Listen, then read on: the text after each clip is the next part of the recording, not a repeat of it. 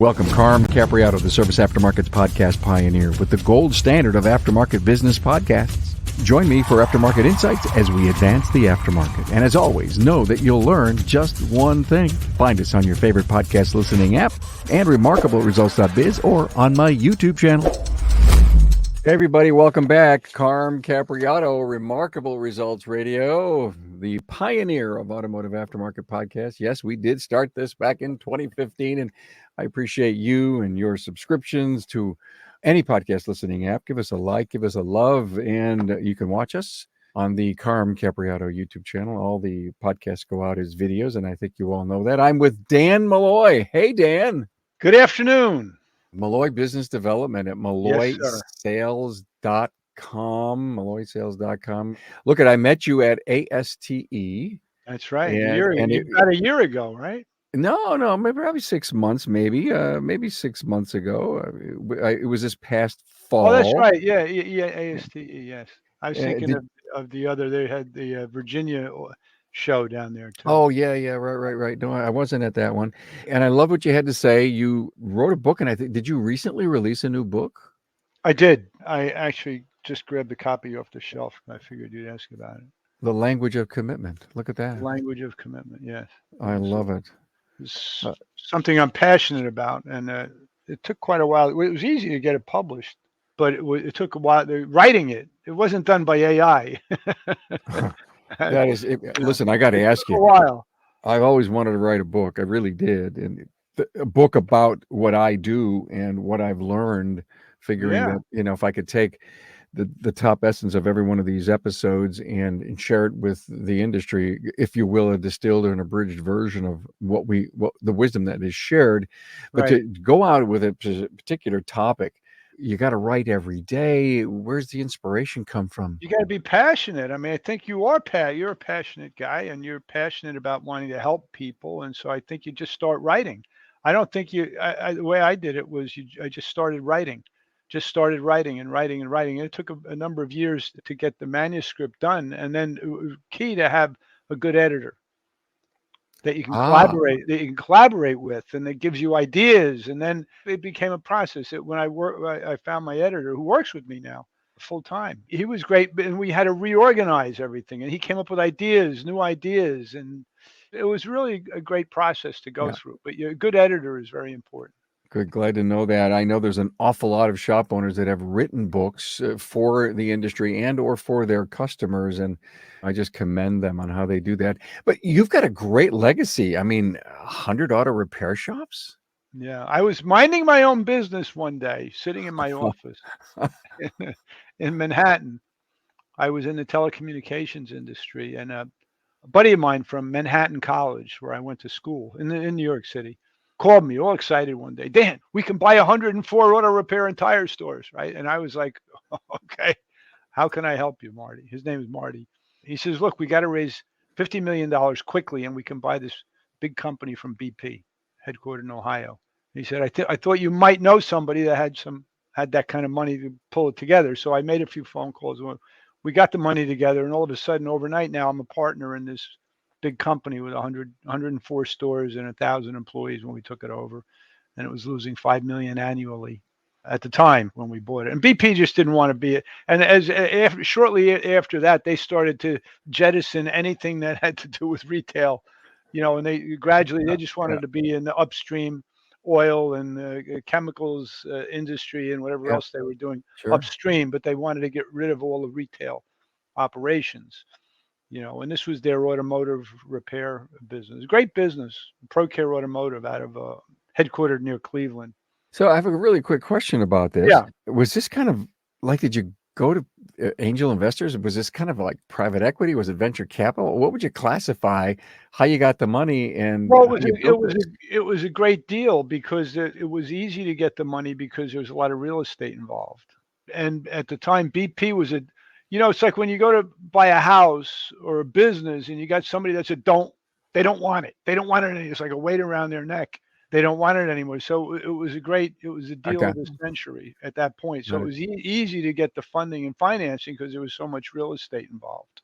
Got it. How interesting. So all of a sudden you're a telecommunications person and now you're in the automotive repair business. Prior to that, Carm, I had studied language and communication for many, many, many years. Okay. When I was a young man, I needed to learn about communication because when in my 20s, from the time I was about my late teens to 20 to 30, I really wasn't on a good trajectory as a man, as a You human. didn't figure it out yet. No, no, no, no. Worse, I married my college sweetheart, and because I was just really, I grew up in the Woodstock era, and I started drinking when I was 17, 18 years old.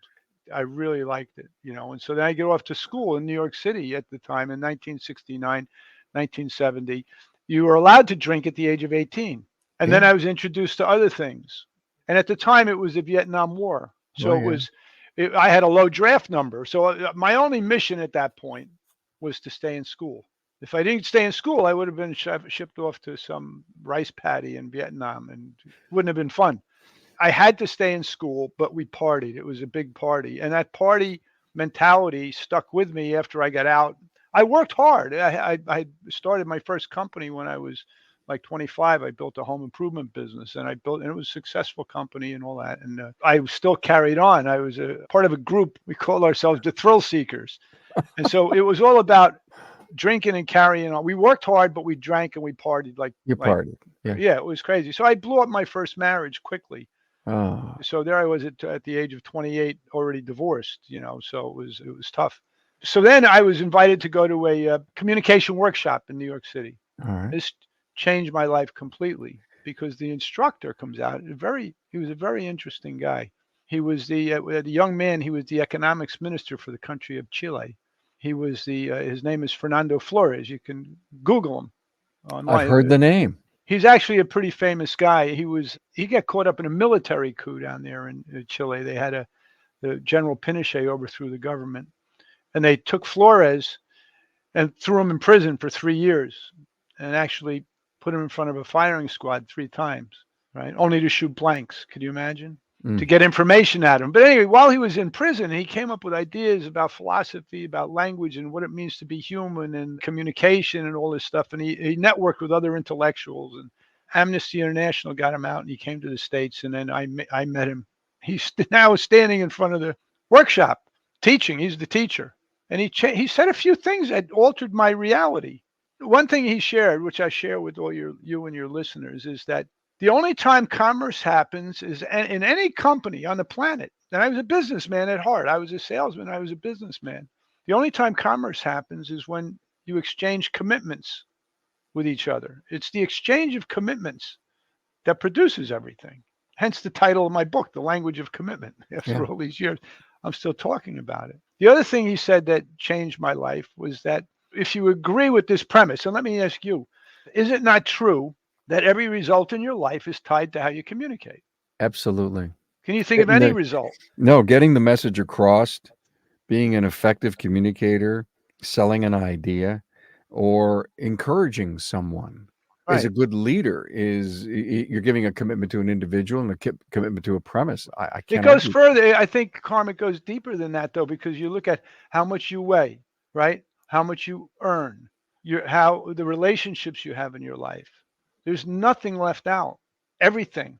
Your view of the world, how when you look out of your eyes, you assess the world. It's all communication. If you want to change your life, you got to change how you look at things and how you interpret things. It's way deeper than, Boy, you know, and you know what? Again, language of commitment is your new book, and I find that it's not just the words you say, it's the body language, it's the facial expression. yes. There's so many things that can affect what you say and how you say it. I mean, Well, it's for instance, it's a great point. Watch the conversation that you have about going into a meeting is going to affect how you communicate in that meeting, which is sure. what you're saying. And so there's nothing.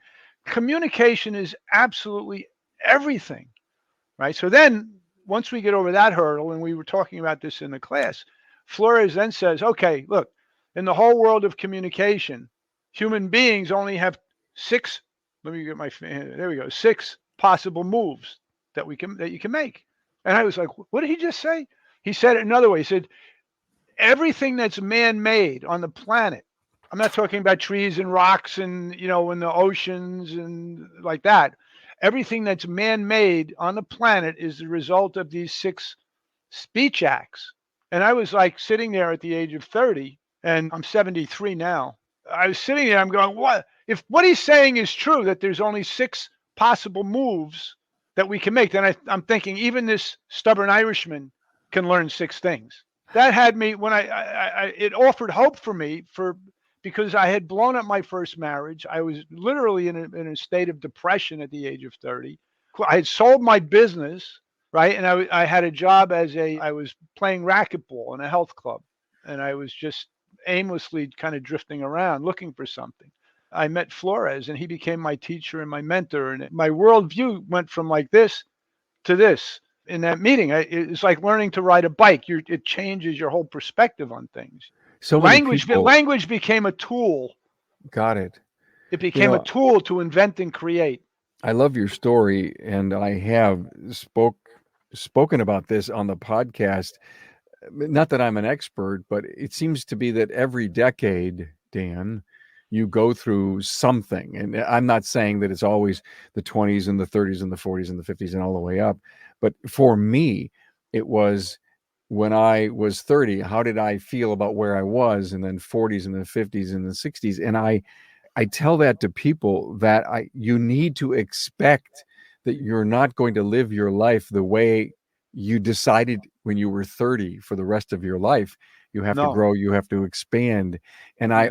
and again, I may be wrong because I'm not an expert at this, but I always look at the decades of life and how quickly they just go by you. When I was 50, I felt pretty good about where I was. But you have all of those previous years, your commitment to say, well, if you're working on your 30s and you're building a family and houses, all that stuff, you're setting yourself up for each of those decades to reinvent, reevaluate yourself as a leader, as a spouse, as a father, and all those things, all those roles that you play. It never ends, right? I mean, it just Yeah. never ends. It just keeps going on and on, always looking, failing, falling down, Yeah. getting up. The breakdown, the way I look at it is at this point is the breakdown is the opportunity when you're confronted and you got like the alien on your face when you're like, Right. what do I do? Right? That the opportunity exists in that moment, my opinion. And it's amazing how If you can see it. yeah, if we allow ourselves to learn, to change. And I recall there was a period of time, I don't know when it was, I just don't remember, that I wasn't super positive on certain things.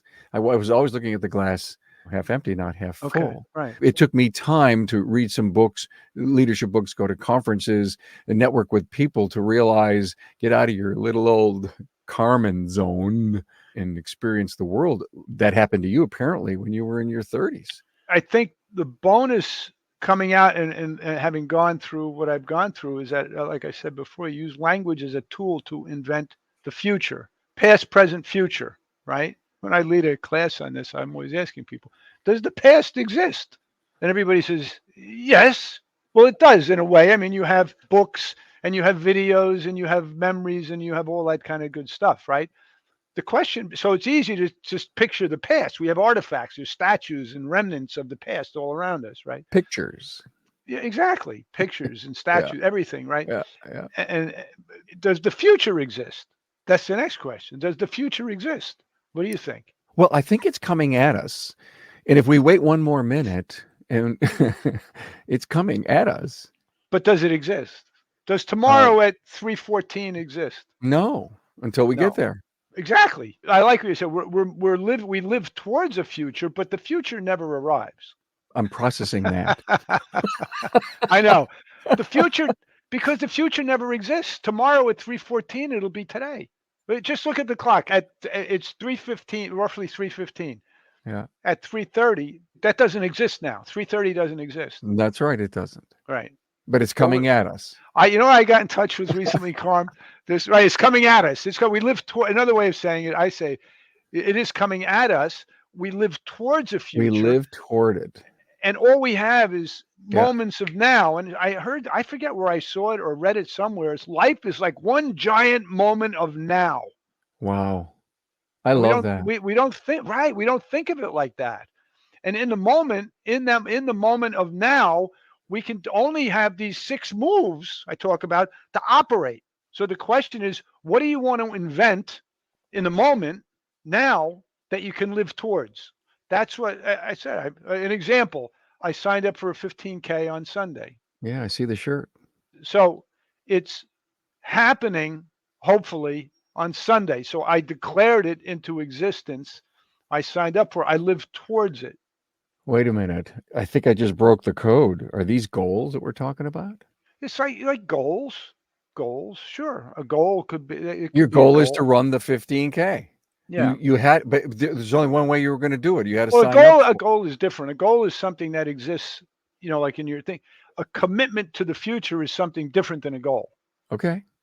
right? If you think about it, right? Okay. A commitment to the future is like, what's the date? Like I always ask people, you meet young people and they say, when are you getting married? And I say, well, yeah, I'm engaged. So when's the date? And well, we haven't set a date yet. So the goal is to get married, but there's no date. Commitment is different. A commitment is you declare it's a goal at one point, but then it turns into a commitment.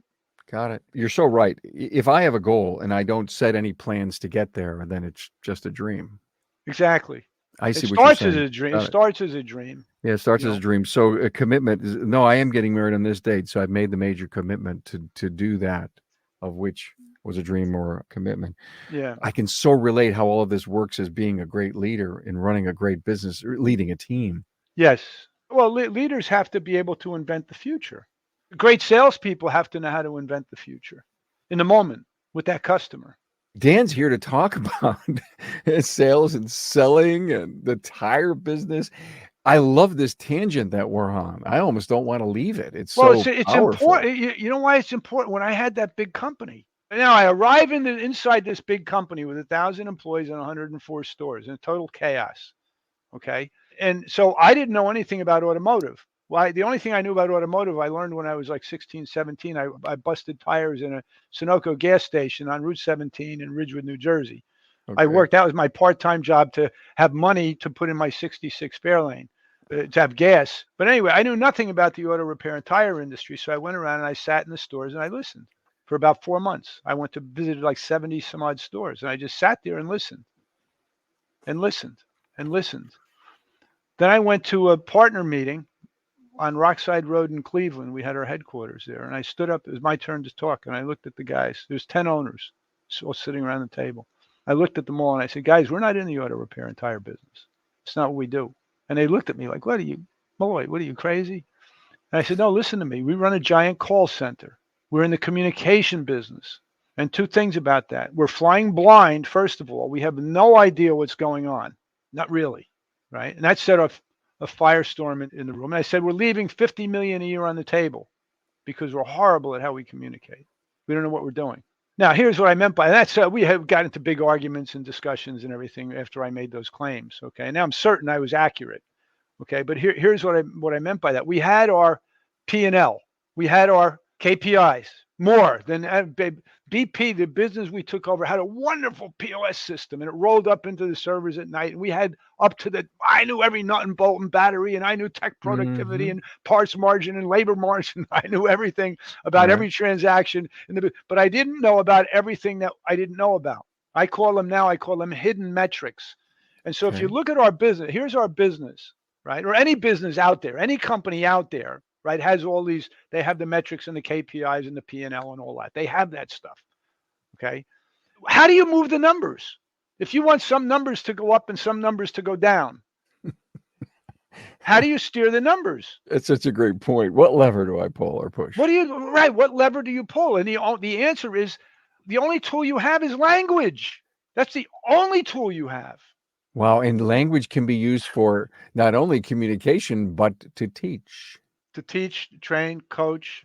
It Yeah. can turn people away too. I mean, this is what I was hearing. I was hearing our people in our stores literally turn customers away by accident because they didn't have a model. There was no plan, no approach. Happens every day here. And when Right you now. have 1,000 employees, good people, there's nothing wrong with the people. The problem is that there were no standards for effective communication Yeah. Yeah. inside the business.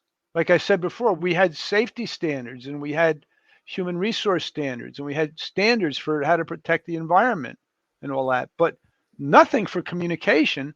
Yet Right. it was the communication that was the business. If you look back, I look back on it and I say we had about 2 million conversations a year, right, in the business, 2 million of them. That is what drove the business. That was the business, was the 2 million conversations. And we had no way to measure it, no way to assess. That's what I meant when I said we're flying blind. If you went to AAPEX 2023, then you realize the incredible commitment that AAPEX has to the service professional shop owner, technician, and service advisor. Joe's Garage is your place to hang out with 10 working bays and real live working conditions. Also, the best tech companies from tools and repair to management software had their latest and greatest on display and demonstrated for you. You also attended technical and business management training with the industry's best and brightest trainers, coaches, and teachers. Work is underway to make next year's AAPEX 2024 have even more product demos, trending training, marketing, and social media support to help you grow your career, sales, and profits. Remember, if you earn your living in the service aftermarket, then AAPEX is the expo for you. Continue listening, and we'll bring you the latest from AAPEX 2024. Save the date, November 5th through the 7th, 2024.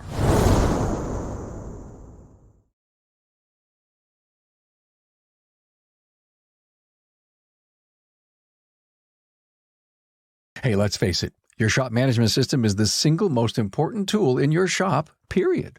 NAPA Trax has made selecting the right shop management system easy by offering the industry's best, most comprehensive SMS. Now, it all starts when a local representative meets with you to learn about your business and how you need to run it. After all, it's your shop, so it's your choice, and having local representation is a huge plus. Customizing tracks to your business, whether you're a one-person shop or a large multi-bay or multi-location company, a representative consults with you to help optimize your shop's workflow, efficiency, and profitability. Trax always has the flexibility to do business how you need to do it, which means it can also grow as your business grows. And unlike the other guys, we'll be there for you after installation with the best training and support in the business. Yes, a learning management system tailored to each role in your company. Simply put, Trax was designed and built for shop owners just like you. Visit us on the web at NAPATRAX, that's NAPATRACS.com. Hey, ever wonder how your labor rate compares to your market and state? You now have a site where you can confidentially upload your rate and see other labor rates published in your market. LaborRateTracker.com is an important site to know about. Currently, the database has over 1,000 shops participating and growing every day. But there's more to setting your rates than finding out what others charge. You should look at the labor rates in your state and town to gain a complete picture of the labor rate landscape. Hey, it's easy. Get market intelligence like never before at LaborRateTracker.com. A lot of these conversations did not conclude to any revenue. They were just conversations. Well, They weren't but moving the company forward. They weren't moving people forward. well, every conversation either moves the company forward or backward. A Yep. leadership conversation you have with one of your managers, a conversation that you have with one of your suppliers or vendors about something. It all is that's my point. That's the sum total of all the conversations is what Right. produces the revenue and the money and everything. But if you can't analyze the language, so now what I spent the last 25 years of my life analyzing, because I became enamored with this whole topic because people are flying blind. They study their P&L like this without any access to the language that's causing the numbers.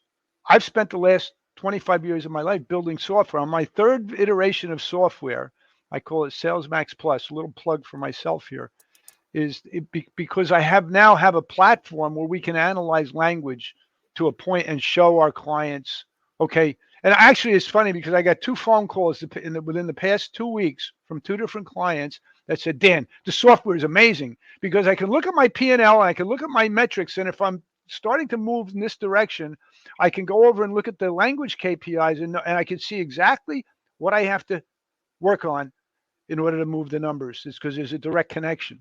So you're listening to calls. We analyze many thousands of calls every month for all our clients. And we have using the language of commitment model that I was those 6 moves, we break down all the conversations into it's either bringing in revenue or it's pushing revenue away. And so then it's very easy for the owner operators and the managers and the general managers and the leaders and the advertising people to see exactly what's driving the business and where it needs to be worked on. Okay, I'm curious. What are those 6 key components? Well, everybody always says that. What are the 6 moves? So I can start out by saying like this, that before we get there, Carm, the model that I share with my clients, which I'll share here with your listeners, is pretty simple model. On one hand, whenever we're communicating in XYZ company, we're building trust and credibility and expanding relationships with people. That's step 1, building trust, credibility, and relationships. Step 2 is we're having conversations that produce action, because without action, nothing's going to happen. So when people open their mouth, they have to be able to build trust and credibility and produce action in their speaking, whether it be with a technician from an operations standpoint, or if they've got it talking with an owner of a company or a retail customer. You have to be able to cause action to occur. Got it. Okay, so I give you an example, and build trust and credibility, and invent the future. So one of the key moves, the 6 moves, is the act of declaring, making declarations. And everybody knows the word declaration. That's not so secret. Everybody knows the word declaration, but what do declarations do? That's the question. Declarations have one function, really. They invent the future. They invent the future that we're living towards. How often? 100% of the time. So when it comes to business, so why this is so important, the act of giving out information doesn't produce commitments. If a customer, for instance, if a customer asks for a price and you give them a price, it doesn't necessarily produce a commitment. What it produces is an exchange of information. If a customer asks for a price and I declare something new for them before I get the price, okay, and I say we could role play it here. Watch, you call me. I'll be a service advisor for XYZ Automotive, and I'll demonstrate what I'm talking about. Ring. Thanks for calling Molloy's Auto Repair and Tire Service. How can I help you today? Hey, Dan, my car's making some noise in the front. Really? I can definitely help you with that, and I can help you with that today. Great. How much? So what? Watch. This is my first move. My first move by design is to say, yes, I can help you with that, and I can help you with that today. That's a commitment. If your car is making strange noises, or it's stopped, or you've got something wrong with it, the only thing you really need is really, when you think about it, is a commitment from someone like me or the service advisor that's going to help you. That's more important than price or technical information. Yeah, you're right. Yeah. You see what I'm saying? There's no doubt I was just playing around with you by rushing to I know. how much. And the point is that had I approached this phone call, this relationship that I want to have with you, you being a person that's going to solve my problem, and I heard you say today, it probably was a spark for me, a brain spark to say, oh, interesting, cool. Right. Yeah. Right. That was automatic response. So the point is, but yes, I can help you with that as a declaration. And when you add a time element, it turns it into a commitment. Yeah. And most people don't have any, they know this stuff. When I say it, they go, oh, yeah, that makes perfect sense, but they don't have any rigor with it. And if I go in to measure, this is what I'm measuring inside a company when we measure is, what's the commitment making rate inside the company? Because when you think about it, Carm, in this industry, the customer will make the commitment to come in 50 to 60% of the time. You can't stop them. They're coming in. The growth for businesses happens when the employee says, look, Carm, I'm thrilled you called today about an oil change. And I want you to know this. It's not just about one oil change for me here at XYZ Automotive. My job is to become your car guy for life. I want you to know you can count on me no matter what. By the way, Carm, how many vehicles do you have? And what I'm going to do is make a rock solid commitment to take care of you and all your vehicles and keep you on the road. That's what separates our clients from everybody else. We practice this stuff constantly. Dan, I got to tell you, there's so many great takeaways from this. And one of the ones that I just recently wrote down, you just said commitment making rate. Man, that's a powerful 3 words. A commitment making rate. And Well, to the your point, companies don't know that this is the real game. Now, yeah. here's the thing. Owner operators are committed. A lot of people are committed. That's not the point. If you can't express your commitment effectively, you have to be able Hmm. to express your Right, commitment right. effectively. That's the key. I know I've met tens of thousands of people in the industry and given hundreds of talks about this stuff. I always meet nice people, committed people. That's not the point. So I don't want to come away from this having, oh, Dan, we're not committed. No, people are committed, but they don't. I'm telling you, as God is my witness, they don't know how to express their commitment. Yeah. Take care of To, people. to your point is, my heart's in the right place. I just don't know how to give it to people. There you go. That's a great way of saying it. Yes, that's a great way of saying it. You have to be able to express it. I always ask, and here's the other thing: personal power. And this is one of the reasons I wrote my book. I believe, I'm certain about this, by the way, that personal power, if you want to lead a powerful, fulfilled, satisfied life, a productive life, a passionate life, you have to be able to articulate what you stand for. The flip side is if you can't articulate what you stand for in life, it's not possible to be a powerful person. And giving out prices and information and data and all that kind of stuff, there's no power in that. It doesn't produce anything. Another way of looking at it from a customer's perspective, if say you were asking me for a price and you were just really hammering for price, and I said, look, Carm, I would love to give you a price, and if you come down, we'll analyze, we'll look at the car, and we're going to get you the exact price that you need. That's going to be perfect, dead nuts right on in terms of pricing. But here's the thing: if you're out on the road and your car breaks down, is price going to come and help you? No, Dan Molloy will. That's my point. I'm going to be your car guy. My offer to you, which you can accept or decline, is to become your car guy for life. This is what I do. I've been doing it for 28 years. I'm passionate about this stuff. I want you to know that you have like your personal pit crew right here at Yeah. XYZ Automotive. So you see, it's like this will trump price 98% of the time because if the car isn't running right, price isn't going to help them. Well, it goes back to the word commitment. People are looking for commitment. They're looking for a place to hang their hat. They're looking Yes, for security. They're looking for, I guess, trust, 100, relationship, 100%. Yes, confidence, all yes. of this stuff. And they probably don't know it when they keep asking for price. They're just checking some Well, boxes, moving on. They're so just, exactly. But let me ask you. Here's a great. What you said, I think, is spot on. If a woman, right, is a soccer mom with 3 kids and her car isn't running right, and the check engine light's on, and the brakes are grinding, and the steering wheel is chattering a little, and the brakes are is out, and she's never done business with you before, Carm, is she going to call up and say, "Listen, I'm really vulnerable. right. No, Can I yeah. trust you?" No, they're never But going you to have go to earn there. that. You have to earn that. But she You know will that say, you "How much is?" yeah, you know that's what she wants, but Yes. you have to earn that. You're right. How much is those words that she's probably looking for you in many cases to take you off of how much and give her confidence in the commitment you want to make to her. Yes. 100%.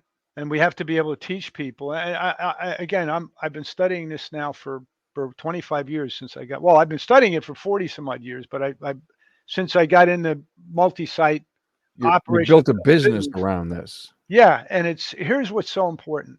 I discovered there's 3 layers of communication taking place in all companies by doing this work. I've analyzed more than 1 million business conversations.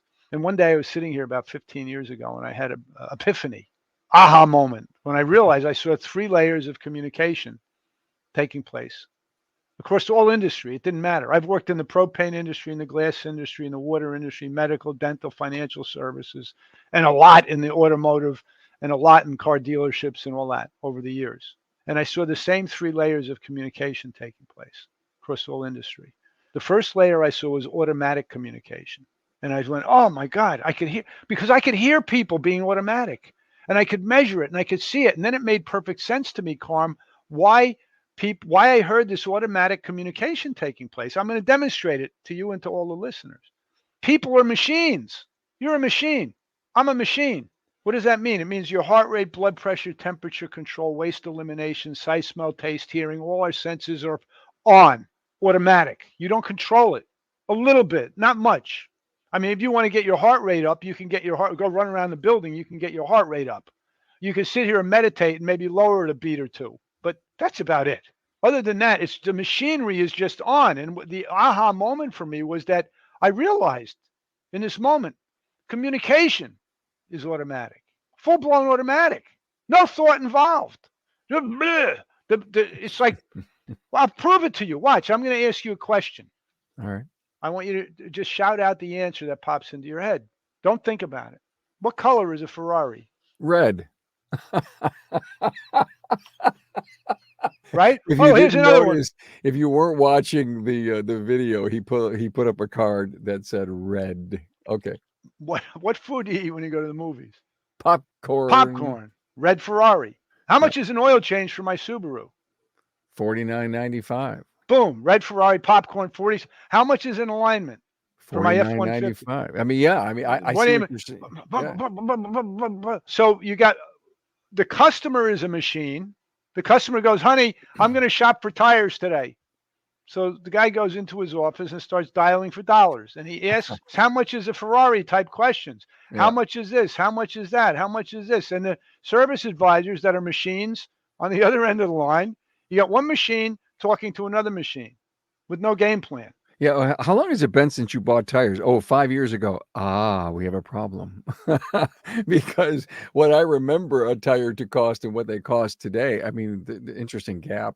Yeah, there's big gap. But my point is that you got all this automatic communication taking place. Okay.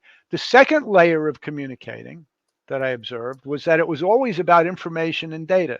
In all those industries I mentioned, it doesn't matter what industry, what people are programmed like machines to talk about is information and data and inventory and technical specifications and data. And it makes, the aha moment for me, Carm, was that we were all born into the information age. We're trained from the moment we get into business on how to look up information and type information and stream information and move it back and forth like this at the speed of light. Mm-hmm. In my case, I got my first programming job was in 1969, not job, but in school. So it's been since 1969 when I first learned about computers until today is how many, 50 some odd years, right? About getting the latest and best software and hardware. And then the internet comes along in the mid 90s. And then it's about getting bandwidth and for what purpose? To move information and data back and forth faster and faster and faster and faster and faster. Well, the game is over. Everybody has all the information you ever need right here. And everybody has access to unlimited bandwidth. The information age is over, but you have this loop is created where you have this one machine talking to another machine about information and data. Now, the only time the third layer of communication is the commitment layer. And in the commitment layer is where we build friendships. We build trust. We build credibility. We exchange commitments to take care of each other. I promise you, Carm, that I'm going to take care of you and your family. I promise you I'm going to have you on the road today by 5 o'clock so you can go on your hunting trip. Okay. And so I'm not saying information and data isn't important, vitally important for business, but what's missing completely in most companies is this whole notion that commitment is what drives everything. Being able to articulate commitment is what drives everything. My opinion, my studied opinion. You said the information age is over. I mean, what age are we in? The data age? When I say that, I mean it's hyperbole on some level, but I mean it to illustrate a point that there's no. Now I got it. Now I got it. You forget it. We're not calling up for information. We're calling up for commitment. We're calling up for trust. We're calling up I for need help.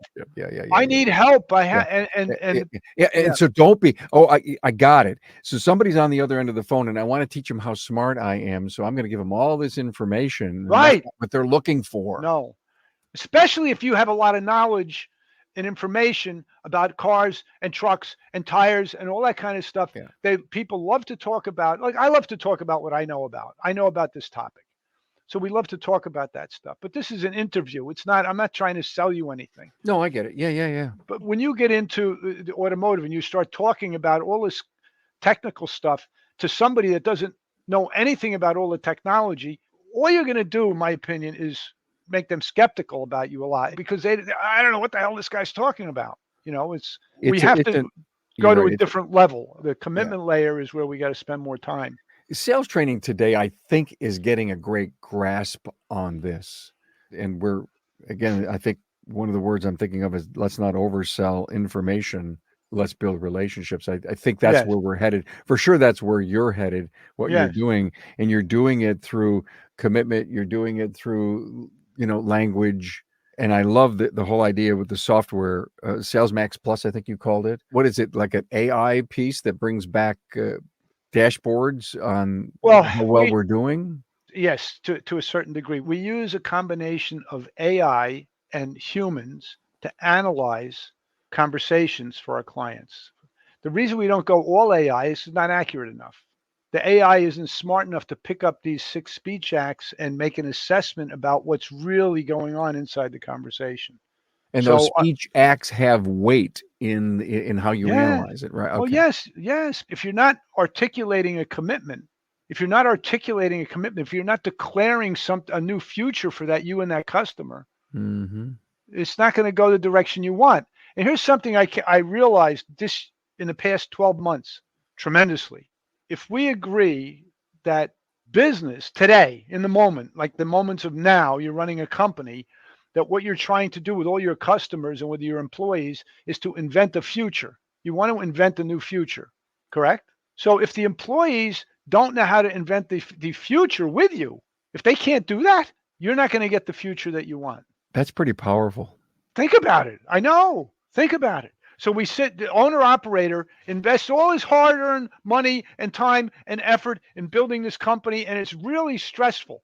Let me give you an example of what's happened. I gave a talk about all this stuff at a Tire Pros convention in 2017 down in New Orleans. And a bunch of dealers, 60 dealers roughly, and I got a bunch of clients out of that. But one of the guys in particular came up to me. His name is Danny Smith in Tulsa, Oklahoma. Okay. And he came up to me after my talk. He looked me in the eye like this. And he goes, Molloy, I know we're probably going way over time on this. You're going to have to come back. Okay. Go ahead. Finish the So story. I'll Yeah. finish this Danny Smith story because it's All right. pertinent to what you were saying. All right. So Danny Smith looks me in the eye right after the meeting. He goes, Molloy, this commitment thing, I'm all in. Let's do it. Just like that. So he became a client. And after he had 5 stores and he was doing 4.8 million in revenue out of his 5 stores, mechanical mostly, a little bit on tires. And the year is 2017. Okay. So I told him after I studied his business a little, I said, Danny, you can grow 20, 25% annually if you want to for the next X number of years, into the future, if you want to do that. And he thought I was crazy because he was used to growing at 4 or 5% a year, 3%. 5% was a great year. And so in the first year, we grew 22% because he focused a laser light on the language, on the commitment making inside the organ, not on the information dumping, the communication making. This year, it's 6.5 years later, he's going to do 19 million. He bought 2 more stores and he's building an 8th store right now. So he's got 7 stores. He's doing 19 million and he's building his 8th store. And the primary driver of all of this activity was his change. He flipped from being an information command and control kind of guy to a commitment based operation. The other thing is he doesn't really have any trouble recruiting now in this day and age. Recruiting is a huge issue for most companies. No kidding. And when you get successful people that have high cultures, I mean, we didn't even get to talk about culture. Would you come back so we can talk about that? Please, I would love to. I'm passionate about this stuff, No, and I know I can go on and. I was a really good listener of yours. I took some great notes. I think this is going to be the kind of episode that people are going to listen to a couple of times because there's so much here to listen to, and for them to make a greater commitment to their language and the kind of training that's necessary to stop being an info dump type place, to declare what you want to do for a client as they keep asking for price and they really don't know. People don't know how to have a relationship with someone on the phone. Call a call center, and you're having a problem with an account or something isn't right. They're getting better. I just had to do it yesterday, Dan. I had an issue with an insurance claim, the nicest people ever. It literally took the air out of my balloon because I was really pissed. I was upset. Oh, really? Wow. Yeah, I was And upset, and I so, was going to jump all over their bones until this individual just, what can I do? What's wrong? We'll make this right. Let's talk this through. What happened? I put the wrong damn number on the application, and I'm pissed. but I'm pissed. they were helpful to you, is what you were Yeah, saying. and to a point, they helped me, and they showed me, they declared, if you will, what I have to do to make it right. They sent me a survey. I'm going to give this person all kinds of high fives for how they helped me, but they talked me down off my ledge. And Good. if it was a car problem or a car issue, even if you were my current shop, and I have a problem, or if I was brand new, show me the way, give me a path. Yes, right. Right. Invent something new for the future. That's what we're talking Wow, about. Dan Yeah, that's Molloy, great. Molloy Business Development, MolloySales.com, all kinds of great stuff, your case studies, your training, your books. Would you come back? Let's talk culture. Please, I would love to. This was great. Thank you so much. I Thank so you for enjoyed having me. this. And thanks for writing the new book. We have to go out and get it. Language of Commitment. I love it. Yeah. Email me your address and I'll send Yeah. you one. Love to get it. Love to read it. Thank Yeah. you so much, man. Thank you.